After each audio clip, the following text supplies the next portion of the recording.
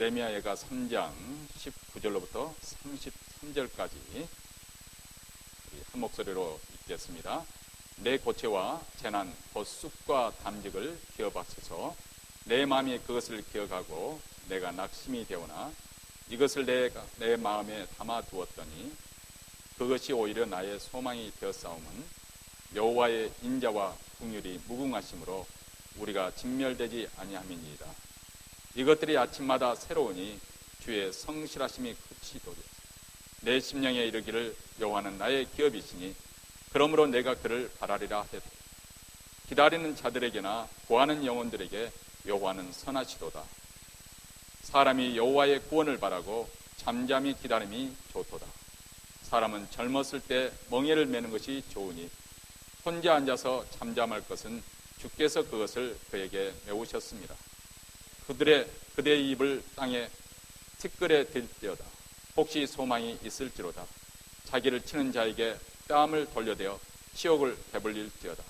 너는 주께서 영원하도록 버리지 아니하실 것임이며 그가 비록 근심하게 하시나 그의 풍부한 인자하심에 따라 긍휼히 여기실 것입니다.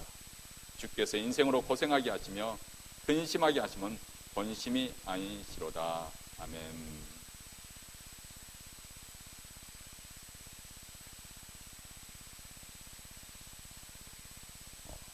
여러분 가운데는 많은 분들이 아마 배너라는 영화를 기억하고 계실 것입니다.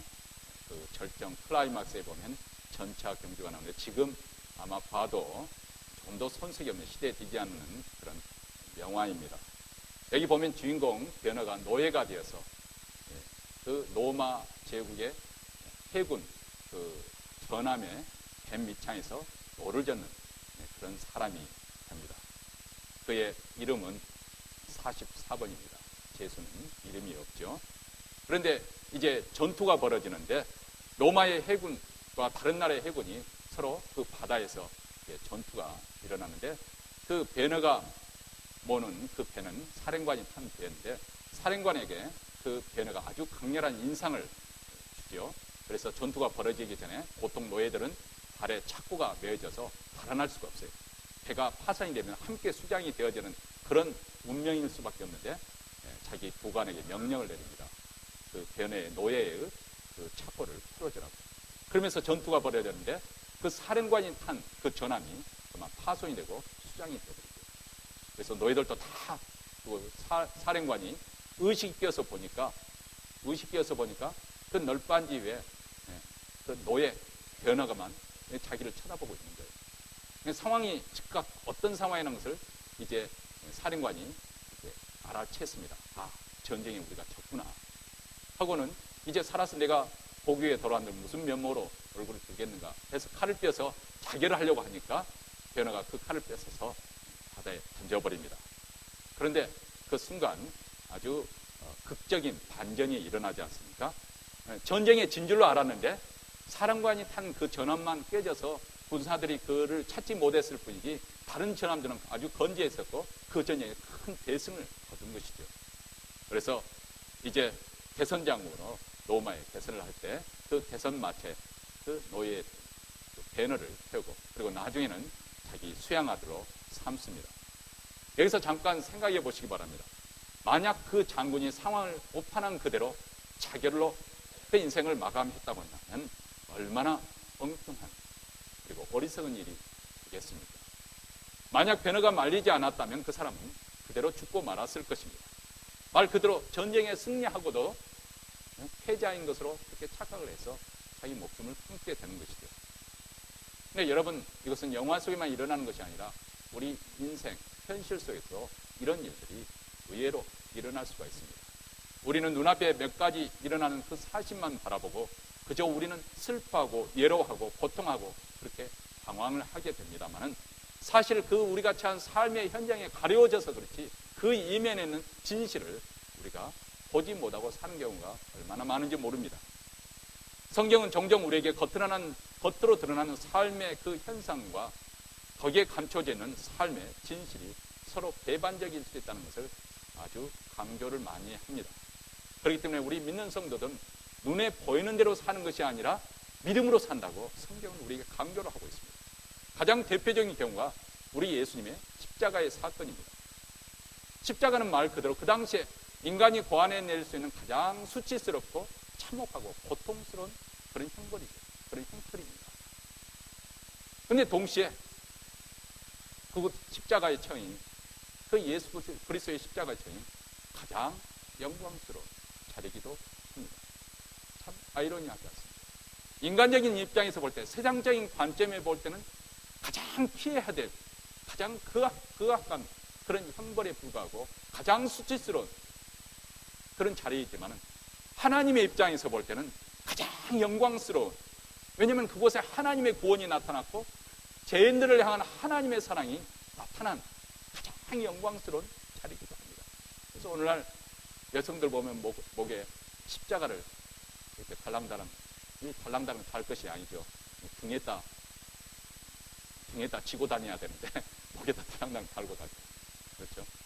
가장 영광스러운, 우리 기독교 신앙에서 가장 영광스러운 자리가 바로 십자가의 자리입니다. 만약 우리가 이런 진실을 볼 수 있다면 우리 삶을 살아가는 삶의 태도가 달라질 것이고 또 우리 삶의 내용이 달라질 거라고 생각합니다. 사실 어떤 슬픔과 또 어떤 고통을 당하는 그런 현실 속에서도 우리는 여전히 소망을 발견할 수 있는 근거가 되는 것이죠. 오늘 말씀이 바로 이것을 우리에게 말씀해 주는 거 아니겠어요? 19절부터 23절 말씀 우리 다시 한번 한 목소리로 읽겠습니다. 내 고초와 재난, 곧 쑥과 담직을 기억하소서. 내 심령이 그것을 기억하고 낙심이 되오나 중심에 회상한 즉 오히려 소망이 있사오면 여호와의 자비와 긍휼이 무궁하심으로 우리가 진멸되지 아니함이니이다. 이것이 아침마다 새로우니 주의 성실이 크도소이다. 여기 보니까 저자 지금 에레미야 선지자는 마치 소태를 먹은 것처럼 독약을 마신 것처럼 너무나 처참한 신세입니다. 현실이 너무나 가혹합니다. 소망이 없습니다. 절망 가운데 있습니다. 그런데 다시금 하나님을 깊게 묵상해 볼 때 그분의 다함이 없는 사랑, 끝이 없는 자비, 매일 아침마다 새롭고 신실한 은혜가 우리에게 주어졌다는 것을 깨닫고 보니까 소망을 발견하게 됩니다. 사랑하는 성도 여러분, 이 시간은 우리는 2013년 마지막 주일 예배를 드리고 있습니다. 한 해를 돌이켜보면 물론 그 가운데는 기쁘고 즐거운 일도 있었습니다. 그러나 그 반면에 슬프고 고통스러운 일이 더 길 그런 날들이 많았을 것입니다. 형통한 날들도 있었지만은 실패와 좌절 날 그런 날들이 있었습니다. 건강한 날만 계속되는 것 같았는데 또 질병의 고통도 있었을 것입니다. 심지어는 우리 가운데는 사랑하는 일을 사별한 분들도 계십니다. 우리 삶에 어둠이 짙게 그리워져 있습니다. 혹시 이 시간에도 이 순간에도 내게는 더 이상 소망이 없구나, 이제는부터는 무슨 낙으로 내가 살아갈까 하고 탄식하면서 이 예배 가운데 나오신 분은 안 계십니까? 그렇습니다. 우리 신앙인에게도 눈앞에 펼쳐지는 그 현실은 여전히 답답하고 절망적으로 보일 수가 있습니다. 신앙이 무엇입니까? 눈에 보이는 것으로 사는 것이 아닙니다. 신앙은 믿음으로 사는 것입니다. 신앙은 우리로 하여금 새로운 안목으로 보게 하는 거예요. 새로운 안목으로 세상을 보게 하는 거고 사건을 보게 하고 그것을 우리로 하여금 신앙의 안목에서 하나님의 관점에서 그것을 바라보게 할 뿐만 아니라 그것을 새로운 관점에서 해석하게 하는 것이죠. 우리가 새로운 안목으로 바라볼 수 있는 그 근거가 무엇이냐? 그것은 바로 여전히 변함이 없는 하나님의 신실하신 사랑 그리고 다함이 없는 하나님의 은혜가 있기 때문에 우리는 낭만 가운데서 좌절 가운데서 소망을 발견할 수가 있는 것이죠. 구약 성경에 보면 하나님께서 만드신 이 창조 세계가 뒤집히는 그런 중대한 사건들이 몇 가지가 기록되어 있습니다. 그중에 가장 먼저 나타나는 것이 바로 노아 시대의 홍수를 들 수가 있겠습니다. 하나님께서 노아의 그 가족들과 그리고 하나님께서 선별한 그 짐승들이 다 방주에 들어가니까 방주의 문을 굳게 닫았습니다. 바로 그때 이제 시큼한 먹구름이 몰려오기 시작하고 하늘에서 말 그대로 항아리에 물을 부어 부는 것처럼 하늘에서 비가 막 쏟아지기 시작합니다. 그리고 바닷속에 화산이 폭발하면서 샘들이 터져서 지하수물들이 막 솟구쳐 오릅니다. 물이 차츰차츰 차오르기 시작하니까 그동안 노아의 그 경고, 120년 동안 방주를 지면서 경고했던 그것이 생각이 나니까 두려웠습니다. 그래서 노아의 방주를 문을 두드리면서 노아 우리가 잘못했네. 제발 좀 우리 문 좀 열어줘. 우리도 들어가게 해줘. 그렇게 하소연을 합니다. 한번 굳게 닫힌 방주의 문은 다시 열리지 않았습니다. 성경에 보니까 땅 위에 또 땅 밑에 그리고 물속에 있는 그 모든 생물들이 코로 숨쉬는 모든 생물들이 다 죽었다 했습니다. 오직 노아와 그의 가족 방주에 들어갔던 짐승들만 살았습니다. 이것은 정말 하나님께서 창조한 그 세계의 지각 변동, 정말 완전히 세상을 뒤집어 엎는 그런 경청존귀할 만한 그런 놀라운 사건이죠. 그런데 이런 유사한 충격적인 사건이 바로 유대 왕국에도 일어났습니다. 이스라엘 백성들은 그들이 생각하기에 하나님께서 결코 이것을 포기하지 않을 것 같은, 그리고 결코 망하지 않을 것 같은 세 가지를 그들은 믿었습니다. 그것은 예루살렘 성에 있는 성전은 절대 망하지 않을 것이다. 누군가가 그의 손을 대기만 하면 마치 보합선의 장면처럼 즉각 현장에서 죽고 말 것이다. 그런 생각을 가졌습니다. 또 하나님께서 주신 율법, 이것은 결코 망하지 않을 것이다. 하나님의 말씀은 영원하니까. 그리고 세 번째로 하나님께서 선택한 밤을 받은 우리, 이 하나님의 백성들은 결코 망하지 않을 것이다. 이렇게 그들은 항상 그런 생각을 가지고 있었는데 그들의 의식 구조에 지각 변동이 될 만한 그런 엄청난 사건이 일어났습니다. 이런 일이 하나님 백성이 일어나고 도저히 상상할 수도 없었고 또 일어나서도 안 되는 일이었습니다. 그것은 유대 왕국이 멸망을 당하고 그리고 성전이 함락을 무너짐을 당하고 사람들이 살육을 당하고 국토가 폐허가 되는 그런 사건입니다. 그것도 하나님을 믿지 않는 이방 그 바벨론 군대에서 완전히 집합되고 초토화가 되고 말았습니다. 근데 이스라엘 백성들이 이 유대 왕국이 이렇게 지리멸절하게 된 그 근본 원인이 단지 그들이 그 바벨론 군대에서 군사적으로 군사력이 열세하기 때문에 아니면 경제적으로 아니면 수요가 부족하기 때문에 그런 어떤 전략가가 없기 때문에 멸망했다고 그렇게 성경을 말하고 있지 않습니다. 그것은 세상 역사가들, 세상 그 군사 전략가들이 그렇게 말하는 것이고 유대 왕국의 멸망은 그 근본 원인이 어디 있느냐? 그것은 하나님과 이스라엘 백성 간에 맺었던 그 언약의 근거에서 그것의 관계로 그 언약 관계에서만 이해될 수 있다는 것을 성경은 말씀해 주고 있습니다. 하나님과 맺었던 그 언약은 하나님의 백성으로서 존립케 하는, 존재케 하는 근본, 그 존재의 근거입니다. 하나님 백성들이 하나님과 맺은 이 언약을 깨뜨리지 않냐고 그 언약을 지킬 때 그들이 하나님 앞에 성실할 때 하나님의 언약으로 해서 그들은 보호를 받습니다. 축복을 받습니다. 하나님께서 약속하신 모든 복을 그들이 누릴 수가 있습니다. 여러분 신명기 28장에 보면 바로 그것을 약속하고 있잖아요. 우리가 그 정도는 다 알잖아요. 들어가도 복을 받고 나가도 복, 들어가도 복을 받고 나가도 복을 받고 떡강줄에 복을 받고 밭에 있는 소출 서리가 되지 않고 다 과실을 잘 맺게 할 것이고 또 우양도 낙태치 하지 않고 다 생육하고 번성하게 될 것이고 전쟁이 일어나도 한 길로 왔다가 7길로 도망갈 것이고 그리고 연병이 돌지 않도록 하나님께서 다 지켜주실 것입니다. 그 조건이 뭐예요? 그들이 하나님의 말씀 계명을 지키고 그 언약을 지키고 하나님께서 저들에게 안녕과 행복을 보장해 줄 것을 약속하고 있습니다. 하나님의 언약을 지킨다는 것이 무엇이냐? 하나님 믿는 신앙이 무엇이냐? 결국 그 신앙은 하나님의 계명, 하나님이 원하시는 그 말씀 내용으로 우리 삶을 채우는 것을 말씀하고 있는 것이죠. 그 내용이 무엇일까요? 그것은 인애와 공의와 그리고 의로움, 이것으로 우리 삶을 채우는 거예요.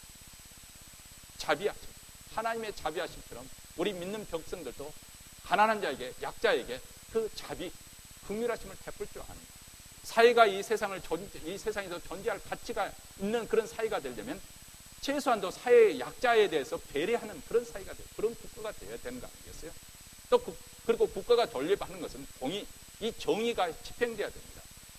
정부가 불의를 행하는 것이 아니라 공의를 집행하는 그런 사회가 될 때 살만한 사회가, 살만한 가치가 있는 사회가 되는 것이죠. 또 하나님의 의로움을 추구하는 것이 바로 하나님의 백성들의 삶의 내용입니다. 다시 말하면 하나님의 백성들이 이 하나님의 공동체에서 살기 위해서는 반드시 실천해야 될 그 내용이 바로 인애와 공의와 의로움이라는 거예요. 이 원리가 한 사람 성도의 삶뿐만 아니라 그 사회, 그 국가에 적용돼서 하나님의 성품이 배어들도록, 스며들도록 하는 겁니다. 그래서 이를 통해서 하나님의 성품이 사회와 국가에 충만하게 되어질 때 그것을 가리켜서 우리는 샬롬이 이루어져요. 바로 하나님께서 우리 인생에 주신 진정한 안녕과 행복을 누릴 수가 있게 되는 것이고, 그리고 이스라엘 국가가 하나님으로 부르심을 받은 사명은 바로 여기 있습니다. 이런 하나님의 거룩한 성품을 온 세상 가운데 그것을 펼쳐 보이는 거예요. 드러나게 하는 거예요. 나타나게 하는 거예요. 바로 이런 사명을 가진, 그것을 증거하는 사명을 가진 이스라엘 백성들이 이 문제에서, 근본적인 이 문제에 철저하게 실패하고 말았습니다. 우리가 선지서를 읽어보면 선지자들이 이스라엘 백성들을 계속해서 책망하는 이유가 바로 그것입니다. 그들이 바로 이런 사명을 받았음에도 그들은 망각해버렸다는 거예요. 언약을 파기했다는 거예요. 이 언약이라는 건 본질적으로 언약을 맺은 그 당사자들이 서로 성실하게 지킬 때만 유효하는 거 아니겠어요? 가령 남편과 아내가 서로 결혼 사역을 하지 않습니까? 이것도 언약의 관계죠. 만약 이 언약을 성실하게 지키려면 상대방 배우자에게 배려를 해야 돼요. 아껴주고 또 약한 부분을 담당해주고 책임져주고 돌봐주고, 만약 그렇게 그런 삶을 사지 않고 일방적으로 자기중심적으로 상대방에게 복종을 요구하거나 맹종을 요구하거나 아니면 일방적으로 희생을 강요한다면 그 관계는 건강한 관계가 아니죠. 그뿐만 아니죠. 한 걸음 더 나아서 배우자가 바람을 피우는 예도를 하게 되면 그 서약은 깨지는 거예요. 명목상으로 법적으로는 헤어지지 않을는지 모르고 실질적으로 그 언약이 파기가 되어버립니다. 이와 마찬가지로 이스라엘 백성들은 하나님과의 언약의 관계에서 그들은 그 언약에 불성실했습니다. 하나님께서 가장 싫어하시는 혐오하는 우상 숭배하고 음란하게 그들의 삶, 방탕한 삶을 살기 시작했고, 가난한 자를 등쳐먹는 그런 악한 권력을 가진 자들이 불의로 재판하고 그런 일을 자행했습니다. 만약 그들이 언약에 충실하지 않는다면 다른 이방 민족과 다를 것이 뭐가 있겠어요? 그들이 그렇게 자부심을 가지는 성전이 무슨 의미가 있겠어요? 그들이 그렇게 자부심을 갖는 할례가 무슨 의미가 있겠어요? 우리가 할례를 받았으니까 하나님 백성이다. 야, 하나님의 성전에, 이 거룩한 하나님의 성전에 우리가 지금 가지고 있는데 여기 하나님 임재하신다. 그들의 자부심이 무슨 소용이 있겠어요? 그래서 마치 오늘날 우리들도 마찬가지입니다. 우리가 예배드리는 그것이 마치 그것으로 해서 다가 되는 것처럼, 만약에 하나님의 말씀으로 우리의 삶을 채워가지 아니하고 예배드리는 것으로 인해서 마치 이제는 하나님께서 내게 복을 주실 거라 그렇게 착각을 하는 것처럼 그들 또한 그렇습니다. 만약 삶의 내용에 있어서 할례를 받지 않은 이방인들과 다를 바가 없다면 그 받은 할례가 무슨 소용이 있겠어요? 우리가 이렇게 하나님께 예배를 드리고 난 다음 우리 일주일 동안 살아가는 삶의 내용이 믿지 않는 사람들과 똑같은 그런 방식으로 살아간다면 이 예배가 무슨 역할을 하겠습니까? 오히려 성전이나 할례 때문에 그들은 거짓된 안정과 행복의 근거를 줌으로써 스스로 자기 자신을 기만하고 있는 셈입니다. 결국 기원전 586년 바벨론이 예루살렘 침략했을 때 에레미야 선지자는 상상할 수도 없는 그런 잔혹한 현장을 목격을 했습니다.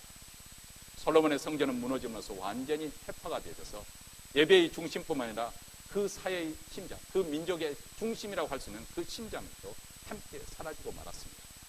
백성들은 먹을 것도, 안식할 수도, 평안도, 그리고 국가의 지도자들도 한순간에 다 잃어버리고 말았습니다. 여러분, 우리가 인생에는 때로는 이런 비극적인 일이 일어날 수가 있습니다. 평소에는 우리가 평온하다 그렇게 평안하게 살다가도 어느 날 갑자기 강풍이 불어서 모든 것을 쓸어가 버리는 충격적인 일이 엄습할 수가 있습니다. 바로 이때 우리가 하나님께 나오기는 나오는데 기도할 힘도 없죠. 너무 기가 막혀 말문이 막혔을 때 대체 우리는 어떻게 해야 됩니까? 우리가 예레미야 예가서를 읽어보면 한 가지 우리가 배울 수 있는 교훈이 있습니다. 그것은 하나님 앞에서 자신의 슬픔을, 자기의 탄식을 토로하는 것입니다. 바로 이 순간이야말로 우리가 고상하게 잘 믿은 척 할 필요가 없다, 그 말이죠. 가식과 허위를 벗고서 가난한 마음으로 애통하는 것입니다. 하나님께서는 때로 우리 고상한 기도, 유창한 기도, 그럴듯한 종교 언어로, 거룩하시고 무소부지한 그 종교적 언어로 나열하는 것을 듣고 감동받는 분이 아니십니다. 하나님, 우리 중심을 보시고 우리의 진심을 원하신 분이십니다. 정직하게 속에 있는 것을 드러내어 인정하는 모습, 그것을 하나님이 원하십니다. 예수님께서 바리새인들을 책망하고 탄해했던 건 그것입니다. 겉으로는 종교적으로 봤을 때는 굉장히 종교적이고 굉장히 거룩한 모습을 갖추고 있었지만 그 속은 전혀 변화되지 않았습니다. 그 속이 변화되고 고침을 받아야 함에도 불구하고 그들은 겨울 외투처럼 꽁꽁 그것을 자기를 감쌌습니다. 결정을 했습니다. 그리고 난 다음에 사회상에 그 사회에서 소외됐던 죄인들과 세리들을 보고 손가락 들면서 그들을 상종조차 하지 않으려고 했습니다. 여러분, 자기의 그 병든 부부를 드러내지 않고서 어떻게 의사가 고칠 수가 있겠어요? 우리 주님께서 말씀하시죠. 병든 자에게 의사가 필요 있는 것이고 의인에게는 의사가 필요 없다고 말씀하지 않습니다. 다윗은 이런 하나님의 마음을 잘 이해했던 것 같습니다. 그래서 하나님 앞에 자신의 마음을 있는 그대로 드렸습니다. 아니, 다른 사람에게도 그렇게 기도하고 권면을 합니다. 시편 62편 8절에 보면 백성들아 시시로 저를 의지하고 그 앞에 마음을 토하라. 하나님은 우리의 피난처. 하나님 앞에 우리 마음을 토하라. 그렇게 말씀합니다. 예레미야 3장에 보면 우리가 예레미야 선지자가 극심한 슬픔과 고통을 하나님 앞에 토라는 것을 볼 수가 있죠. 현재 겪고 있는 아픔과 슬픔, 상처와 고통을 조금도 감추지 않고 적나라하게 드러내면서 탄식하면서 고통하며 아파하고 있습니다. 믿음 좋은 척, 내가 선지자니까 체면이 있는데, 내가 목사니까 성도들 앞에서 믿음 좋은 척 그렇게 하지 않았다는 거예요. 다 드러내서 토로했다는 거예요. 1절과 9절에 보면 여호와께서 진노의 매를 맞아 고난당하는 사람이라고 자기 자신을 소개하고 있습니다. 여호와께 매를 맞고 또 맞아서 온몸이 만신창이가 되었습니다. 죽기 직전까지 되었습니다. 빠져나갈 수 없는 어두운 감옥에 무거운 쇠사슬에 묶인 채 던져진 죄수와 같습니다. 극심한 고난 속에서 하나님께서 간절히 도움을 청합니다만 하나님은 그에게 응답도 하지도 않는 것 같습니다. 마치 돌로 내 앞길을 막아 내 길을 오히려 고통스럽게 한다고 그렇게 토로를 합니다.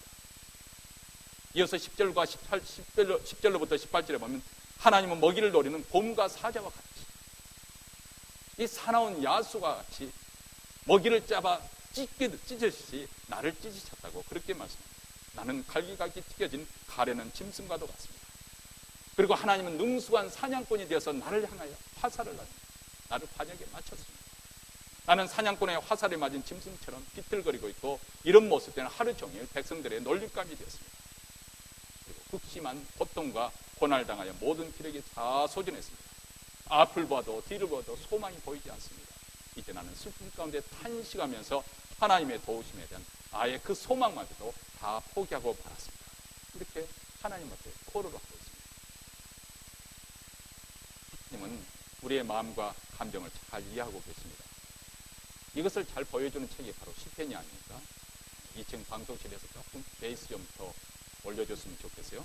시편에 보면은 우리 인간의 모든 감정과 기쁨과 즐거움, 슬픔, 역겨움, 안온함, 행복감, 반면에 또 우리 인생에 겪을 수 있는 그런 감정, 절망감, 낙심, 거절감, 상실감, 쓸쓸함, 죄책감, 수치, 모멸감, 불안감, 두려움, 이 모든 공포, 심지어는 자기 원수에 대한 미움, 증오를 다 쏟아내는 그런 저주하는 그런 기도문이 다 포함된 그 내용이 담겨지는 것이 바로 시편입니다. 우리는 참 이해하기 어렵죠. 이 거룩한 하나님의 말씀의 책에 우리 인간의 그 걸러지지 않는, 여과되지 않은 이 토로된 모든 감정의 찌꺼기, 상처의 찌꺼기에 다 쏟아부은 이 시 내용이 어떻게 시편에 하나님의 거룩한 책에 포함되어 있을 수가 있는 것인가? 여기에 바로 우리 기존 사고를 깨는 하나님다우심이 있습니다. 그것은 바로 하나님께서 상처받은 우리 마음을 잘 이해하고 계십니다. 잘 이해하고 계십니다. 잘 알고 계신다는 거예요. 아니, 하나님께서는 그런 고통의 현장에 친히 겪으신 분입니다. 십자가에서. 여러분, 우리 기독교에서는 십자가를 이렇게 주로 많이 이렇게 사용을 합니다만은 그냥 십자가, 단순하게 십자가를 사용하죠. 그러나 가톨릭 교회에서는 그 십자가에 예수님의 상이 달려져 있잖아요. 근데 예수님의 상이 달려있는 그 모습을 보고 여러분 좀 보시는 거 있겠죠. 보면 예수님이 십자가에 보면 엉거주춤한 자세로 이렇게 한결같이 그렇게 그려져 있잖아요. 그렇죠? 그렇게 매달려 있는 거죠. 물론 매달려 있고 몸의 무게에서 축 처졌으니까 그런 자세가 나올 수도 있겠습니다만, 그러나 사실 오징어처럼 그냥 쫙 펴가지고, 오징어를 말 때 쫙 펴잖아요. 그렇게 하면은 그 형을 달리면 그런 모습으로 엉거주춤 하지 않을 텐데 왜 그렇게 그런 모습으로 예수님이 달렸을까? 그것은 바로 십자가 형이 최대한 그 사람에게 고통스럽게 하기 위해서입니다. 이렇게 엉거주춤하고 있으니까 이래도 못하고 저래도 못하고, 그리고 행각만을 튀어나오니까 숨을 쉴 수가 없잖아요. 그러면 숨을 쉬기 위해서 어떻게 합니까? 양손에 못 박힌 손목에 힘을 줘서 자기 상처를 펴야 돼. 그렇게 거예요. 그리고 발등에 못을 박힌 그 발등에 힘을 줘서 무릎을 펴야 돼. 그게 숨을 쉴 수 있는 거예요. 한 번 숨을 쉴 때마다 엄청난 고통이 그 죄 속에 가는 것이죠. 바로 이 하나님의 아들이신 예수 그리스도께서는 인간이 겪을 수 있는 가장 극악한 그런 고통까지 다 겪으신 겁니다. 그렇기 때문에 우리 인생에 겪을 수 있는 어떤 고통이라도 우리 하나님은 다 이해할 수 있다는 거예요. 그 감정을 다 쏟아내는 우리 하나님은 충분히 넉넉히 다 이해할 수 있고 받아들일 수 있다는 것입니다. 물론 원수에 대해서 악담을 퍼붓고 저주하는 것을 찬성한다, 그 잘하는 일이다, 그렇게 말씀하는 것이 아닙니다. 내 마음속에는 그 아픔을 내가 알고 있다, 그 말입니다. 그렇기 때문에 우리의 인간 마음이 감정이 실려있는 그 시편이 바로 하나님의 말씀이라고 받아주신 것입니다. 그렇다면 우리가 고통 가운데 있을 때, 슬픔 가운데 있을 때, 너무 한 해 동안 억울한 일을 당한 그 성도 숨조차 쉬기가 어려울 때 우리는 어떻게 기도해야 되는 것일까요? 이미 말씀드린 것처럼 고상하게 잘 믿는 척 할 필요 없다, 그 말입니다. 내 우환을 토로하고 내 온통함을 털어내는 것입니다. 진술하는 것입니다. 마음에 있는 것을 다 토해내야 되는 것입니다. 토해내야 완전히 내 속을 깨끗하게 비울 수가 있잖아요. 가끔 우리가 음식을 잘못 먹어가지고 토할 때가 있잖아요. 조금 음식이 상한 음식을 먹어서 식중독 현상일 때 막 토해내잖아요. 그런데 토해낼 때 다 토해내는 건 더 좋지. 야, 어젯밤에 먹었던 불고기 먹었는데 이거 불고기는 그대로 삼키고 상추만 끄집어내자. 그런 사람이 있어요. 마음을 토하는 기도는 그렇습니다. 토해낼 때 우리가 더 이상 죄에 빠져들지 않습니다. 마음이 병들지 않습니다. 회복될 수가 있습니다. 근데 많은 성도들이 1년을 한 해를 보내면서 고상한 척 믿는 척 하면서 그 속마음을 털어내지 않기 때문에 마음에 병이 드는 거예요. 미운 마음이 점점 더 깊어지는 거예요. 하나님께 토해내면은 우리 하나님께서 토해낸 그 마음을 싸매 주시고 고쳐 주시고 성령으로 충만하게 채워 주실 텐데 토해내지 않는 거예요. 그대로 간직하고 묵은 한 해 그대로 간직하고 있는 거예요. 그러면서 소리를 납니다. 예레미야 선지자는 하나님 앞에 자기의 슬픔, 자기의 고통, 자기의 쓰라림을 다 토해냈습니다. 그리고 난 다음 하나님이 그 앞에서 가질 그 소망을 발견했습니다. 오늘 말씀 22절과 23절입니다. 여호와의 자비와 긍휼이 무궁하심으로 우리가 진멸되지 아니함이니이다. 이것이 아침마다 새로우니 주의 성실이 크도소이다. 참담한 고통 속에서 하나님을 새롭게 만난 것이죠. 새롭게 만난 그 하나님은 자비와 무궁이, 긍휼하심이, 무궁하심이 끝이 없는 분이십니다. 성실하심이 크신 분입니다. 정말 그분은 믿으시는 하나님, 믿을 수 있는 트러스트풀 하시는 그런 하나님이십니다. 아무리 세월이 흘러도 변함이 없으신 하나님이십니다. 인간은 변덕을 부리지만 아침마다 새롭게 하나님께서 여전히 변함없는 은혜를 입혀주십니다. 지금까지는 매일 아침마다 일어날 때마다 좌절하고 또 좌절하고 또 절망하고 또 절망했지만 이제는 살 소망이 있었습니다. 그것은 아침마다 새로운 은혜가 파도처럼 그렇게 밀려오기 때문에 그렇습니다. 변함없는 하나님의 신실하신 은혜입니다. 사실 유대 왕국에 멸망당하는 것이 하나님의 최종적인 목표가 아닙니다. 하나님의 목적은 이스라엘을 다시 세우기 위해서, 다시 건설하기 위해서 먼저 뽑아버려야 될 것이 있기 때문에, 그리고 파괴해야 될 것이 있기 때문에 파멸하고 넘어뜨리는 방식으로 그 일을 행하시는 것입니다. 바로 예레미야 선지자가 그 일을 위해서 부르심을 받은 거 아니겠습니까? 하나님의 뜻은 그러므로 재앙과 심판을 넘어서서 장차 일어날 그들에게 평강을 주시기 위해서, 소망을 주시기 위해서, 그들에게 정말 그들이 필요한 샬롬을 주시기 위해서 다 하나님께서 일을 이루신다는 것입니다. 그래서 예레미야서 29장 11절 보면 나 여호와가 말하노라 너희를 향한 나의 생각은 내가 안 하니 재앙이 아니라 곧 평안이요 너희 장래에 소망을 주려 하려는 생각이라, 이렇게 말씀합니다. 하나님의 궁극적인 목적이 무엇인가? 이스라엘을 향한 하나님의 궁극적인 계획이 무엇인가? 여러분을 향한 하나님의 궁극적인 목적은 무엇인가? 평강과 그리고 안녕과 희망으로 가득 찬 미래를 주시는 것이라고 그렇게 말씀하고 있습니다. 포로로 끌려갔던 그들은 반드시 다시 돌아오게 될 것이다. 여러분, 이 포로 생활에서 다시 자유인이 된다는 것, 이것은 단순히 육체적인 그 해방만을 이야기하고 있는 것 아닙니다. 그들은 다시 여호와께로 돌아오게 될 것이다. 이게 바로 복음입니다. 여호와께 돌아가는 것입니다. 이스라엘이 다시 하나님께 돌아가는 거예요. 하나님의 거룩하신 성품과 신실하심이 결국은 이스라엘을 다시 돌아오게 할 것이다. 이것이 바로 예레미야 선지자가 암울한 시대에 이스라엘 향해서 던지는 메시지 내용입니다. 바로 그런 극심한 고통과 그리고 절망 속에서 호련히 소망의 불빛을 본 것입니다. 그것은 언약에 대한 하나님의 신실하심 때문에 그렇습니다. 비록 지금은 이스라엘이 그 언약을 파기한 죄의 결과로 인해서 무서운 고난과 고통을 겪고 있지만은 결국 그 언약 때문에 우리 하나님께서는 그들을 다시 소생시켜 주실 거라는 그런 소망입니다. 여러분, 찬송가에 보면 토마스 키스홈이라는 사람이 바로 예레미야가 발견한 이 소망의 근거를 이렇게 찬송시로 올렸지 않습니까? 그 자신은 일생 동안 질병과 실패를 계속 거듭했음에도 불구하고 그는 오 신실하신 주, 이 찬송시를 통해서 하나님께 영광을 돌렸습니다. 우리가 일생을 살다 보면 큰 불안과 두려움이 가득 찬 그런 인생, 그 과정을 통과할 수가 있습니다. 사명의 끔찍한 골짜기를 지나가야 될 때가 있습니다. 사랑하는 사람과 사별해야 되고 상처를 해야 되고 그리고 금전적인 큰 피해를 볼 수도 있는 것이고 또 극심한 고통을 겪고 그런데 여전히 신실하신 하나님, 여전히 변함없는 하나님의 은혜를 의지하게 될 때 우리는 다시금 위로를 얻게 되고 자신감을 회복할 수가 있습니다. 오 신실하신 주 내 아버지야, 늘 함께 계시니 두려움 없네. 그 사랑 변찮고 날 지키시며 어제나 오늘이 한결같네. 오 신실하신 주. 여러분, 이스라엘 역사뿐만 아니라 우리 인생에도 삶의 굴곡이 있습니다.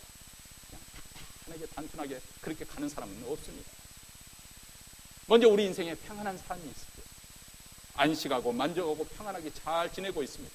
모든 것이 잘 되어가는 것 같고 아무런 근심과 걱정이 없이 영원히 이런 행복이 계속될 것 같은 그런 생각을 가질 때가 있습니다. 그런데 갑자기 풍랑이 일기 시작합니다.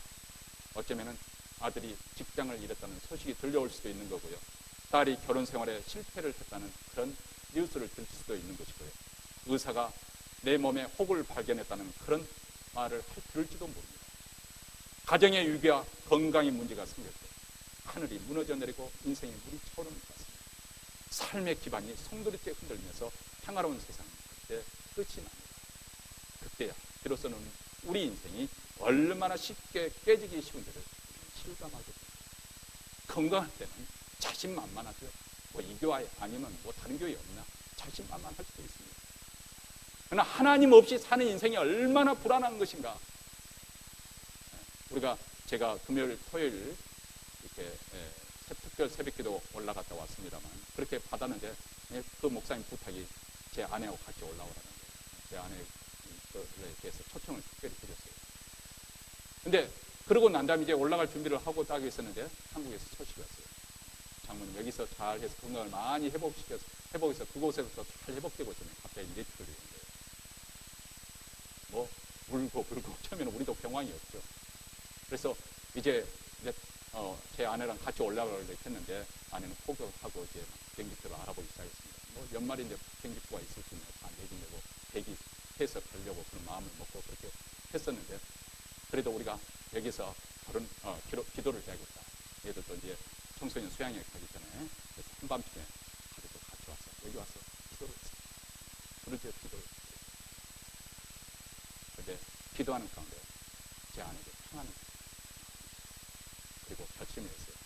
가더라도 올해를 하고 나 때문에 집회 초청을 받았는데 흐트러뜨릴 수 없으니까 같이 올라가기로 결심했어요. 올라갔어요. 올라가서 또 그 교회 성도들이 또 기도해 줬습니다. 그리고 난 그 다음날 딱 한국에서 소식했는데 올 필요가 없다는 거예요. 깨어 일어나서 신전이 드리고 그리고 식사를 하기 시작했어요. 그래서 얼마 안 되면 일방병실에 올라갔어요.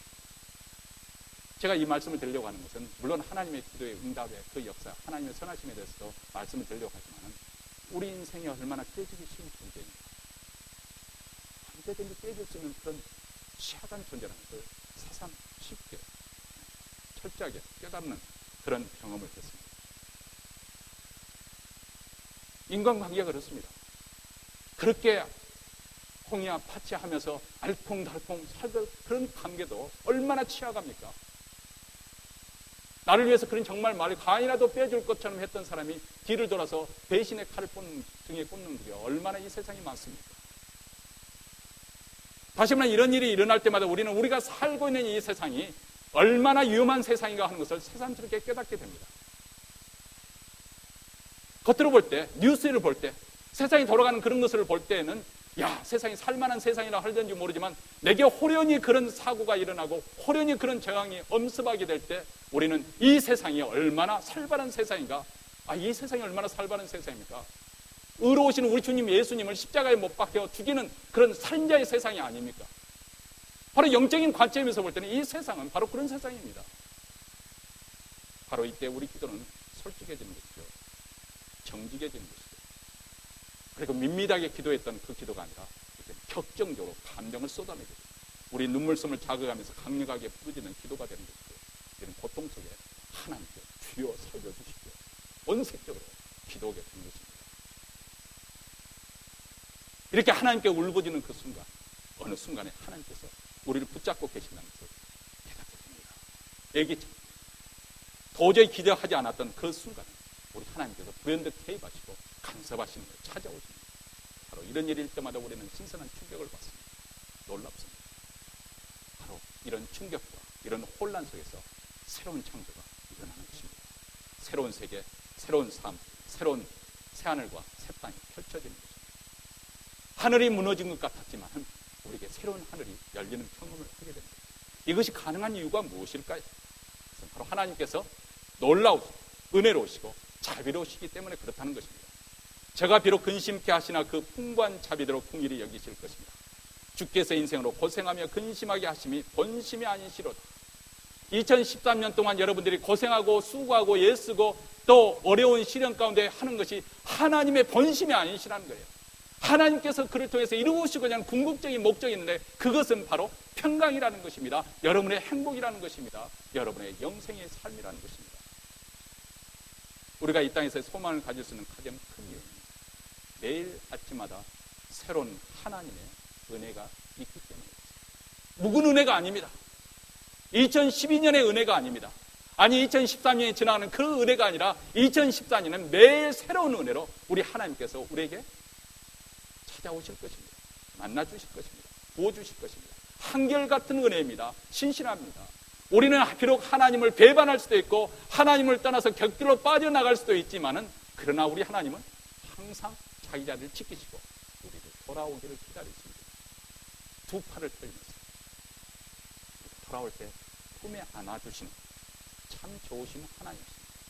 이 신실하신 하나님의 은혜로 우리가 2014년 한 해를 잘 정리하시고 새해를 소망 가운데 열어가시는 우리 모든 성도가 되시길 주의 이름으로 축원합니다. 기도하겠습니다.